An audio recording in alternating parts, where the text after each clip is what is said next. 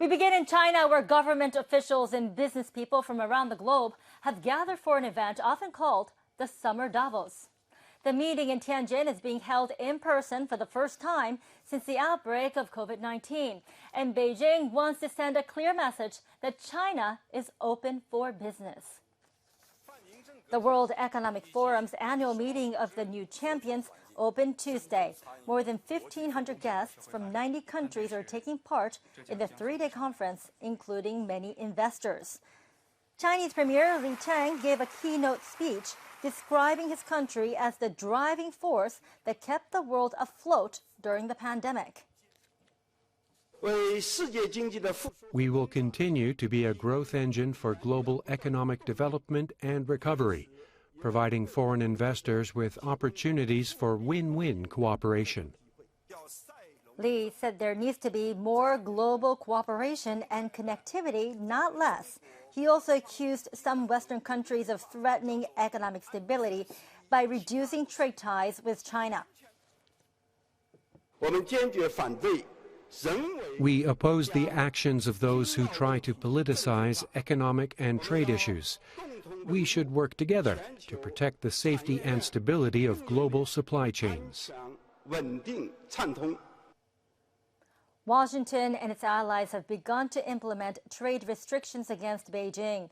The U.S. talks about de-risking supply chains by reducing exports of semiconductors and other high-tech materials to China. This comes as Beijing is expanding its counter-espionage law with potentially serious consequences for foreign companies. The revised legislation, taking effect on July 1st, bans the transfer of any information, including documents and data related to the country's national security and interests. The current law has already led to a number of foreign business people being detained for alleged espionage since it was introduced in 2014. A further tightening of restrictions could make companies hesitant about doing business with China, despite the country's claims to be open to foreign investment. China's economic recovery has been losing momentum, and young people are being hit especially hard. The country's overall unemployment rate for May stood at 5.2%, but among people between the ages of 16 and 24, the figure is 20.8%. The economy is bad, so it's hard to find a job. I feel like many companies are cutting their workforce and aren't taking on new staff. For more, we're joined by NHK World's Nakamura Genta, who's covering the World Economic Forum in Tianjin. So, Genta, Premier Li's speech gives an indication of where China's priorities lie. What were your main takeaways? Well, he spent a lot of time on how the world needs to develop together. It shows how eager Beijing is for foreign investment and trade, perhaps even a little desperate for it. The domestic economy in China had stagnated even after zero-COVID rules were lifted. China's GDP grew 4.5% in the first quarter compared to last year. But the real estate market is still struggling, and as you saw, the youth unemployment rate is at around 20%. An economist I spoke to said China cannot regain momentum by relying on domestic growth alone.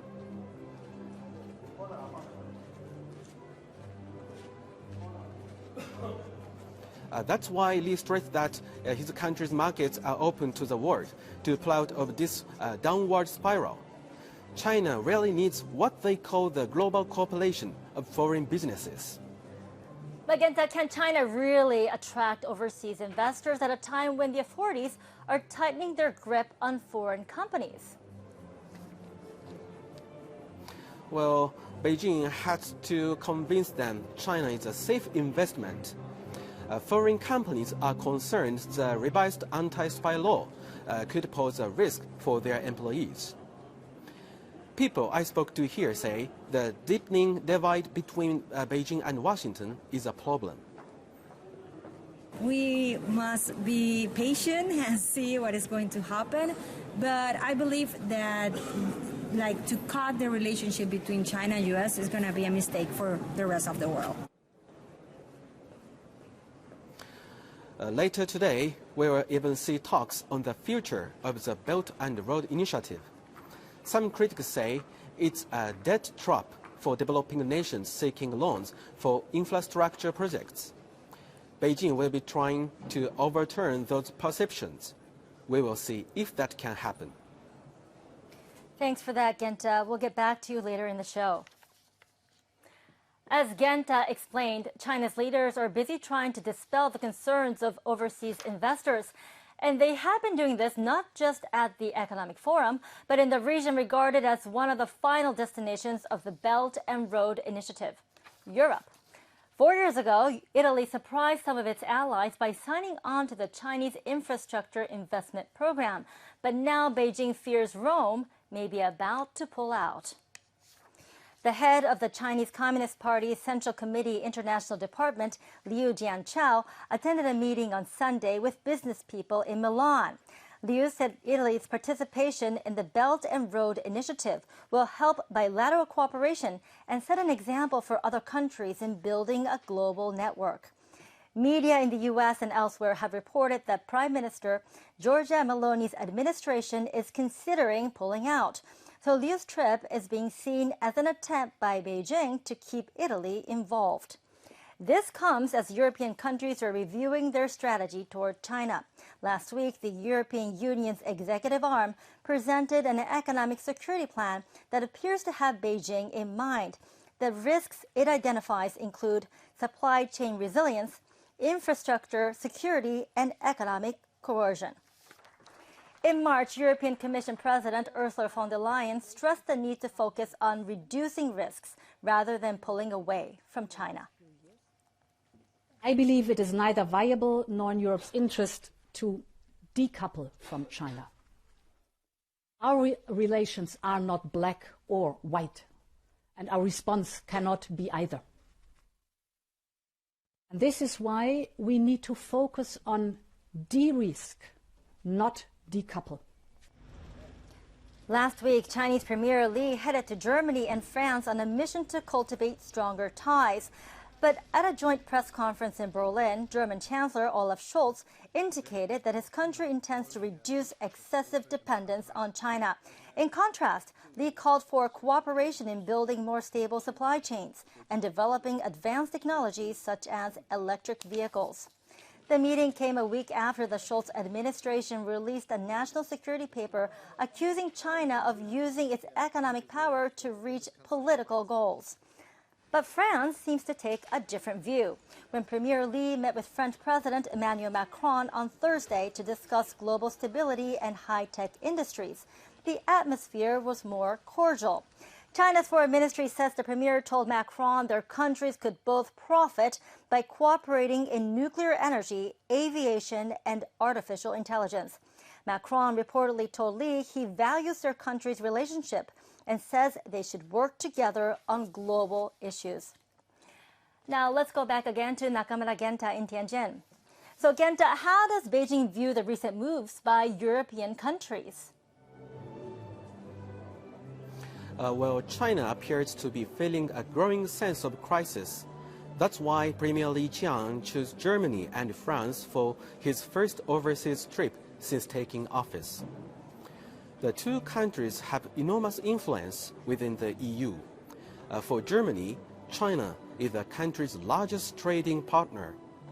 Meanwhile, France has shown it is willing to act independently from Washington, which is stepping up pressure on Beijing.